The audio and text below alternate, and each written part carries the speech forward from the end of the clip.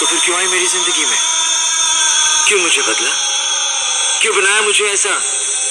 क्यों दिखाई मुझे वो खुशियां, वो प्यार, ताकि आज तुम मुझसे कह सको कि वो सब झूठा और सच ये है कि आज तुम किसी और की बनना चाहती हो?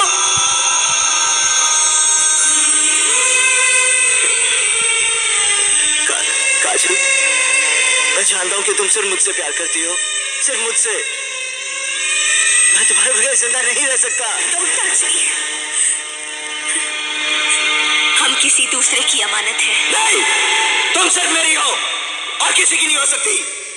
हम दोनों के बीच अगर कोई आया तो समझो वो मर गया। काजल, इन हाथों ने सिर्फ हथियार छोड़े हैं, चलाना नहीं भूले। अगर इस चौखट पर बारात आई तो टोली की जगह उनकी अर्थियां उठेगी और सबसे पहले अर्थी उसकी उठेगी जिसके सर पर सहरा होगा। लाशें बिछा दूंगा, लाशें।